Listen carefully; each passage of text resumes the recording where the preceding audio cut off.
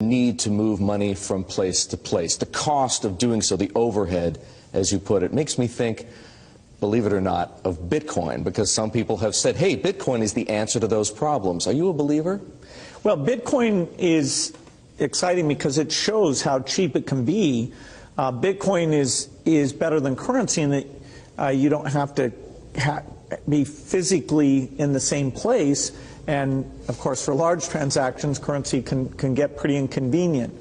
The customers we're talking about aren't trying to be anonymous. You know, they're willing to be known. So the Bitcoin technology is key, and you could add to it, or you could build a similar technology where there's enough attribution that people feel comfortable. This has nothing to do with terrorism or any type of money laundering. So what does Buffett not like right now? That would be Bitcoin. He says that Bitcoin right now looks a little bit tulip-like to him. It's not a currency. I mean, it does not meet the test of a currency.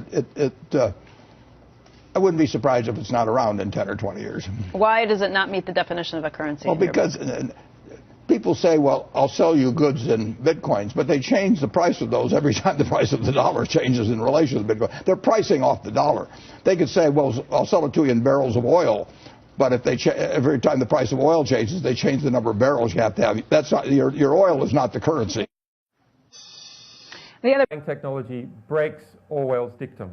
It breaks Orwell's dictum by providing proof of publishing at a certain time. And that is the intellectual underpinning of that whole system and can be used for lots and lots of other things. And so that's the big expansion we're about to see in Bitcoin. All derives from this basic premise that you can prove that a particular statement, a particular consensus, a particular contract happened at a particular time globally. And it requires the subversion of every single jurisdiction where people are running Bitcoin to overturn that.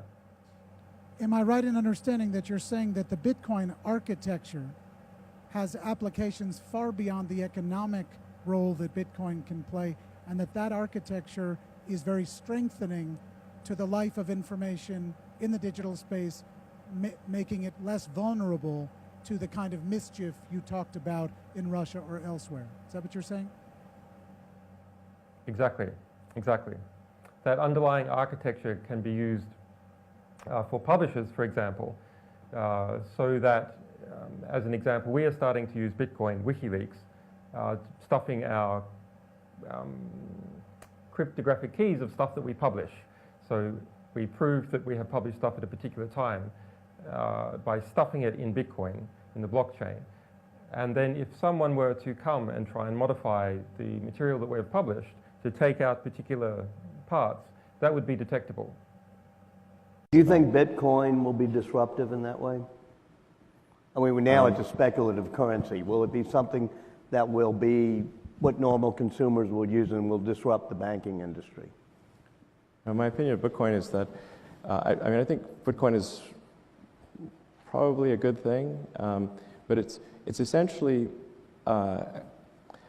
its main thing will be, I mean, this probably get quoted here and there, but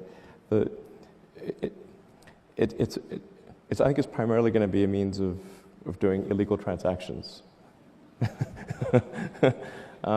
But that's not necessarily entirely bad, because some things should be, maybe shouldn't be illegal. But the combination of Silk Road and Bitcoin will save us? Well, it will be useful for legal and illegal transactions. Otherwise, it would have no value as a use of for legal transactions, because you have to have a legal to illegal bridge. Yeah. I don't own any Bitcoin. In fact, one can pay for a tour on Virgin Galactic up to the moon with Bitcoin. I think the Winklevoss twins have said that they would do exactly that. You think this is a currency that's really going to work eventually? Well, I think it is working, and there will be other currencies like it that may be even better. But in the meantime, there's a big industry around Bitcoin, and people have made fortunes out of Bitcoin. Some people have lost money out of Bitcoin. It's volatile. It's volatile. Yeah, but it is quite volatile. But you know, when in volatility, people can make money out of volatile situations. Why was it important for you to give it sort of that stamp of approval, that endorsement, by saying to the Winklevoss twins, yes, you can pay for the ride with Bitcoin? Because I'm not foolish. I mean, if people have got lots of Bitcoins and they want to go to space, I'd much rather they spent that money on our spaceship. Whether I keep the Bitcoins is another matter. But I'd much rather they spent that money on a Virgin Galactic spaceship than on, you know, Elon will be sending people to space one day on Elon's spaceship. So we'll grab the money while it's there. Elon versus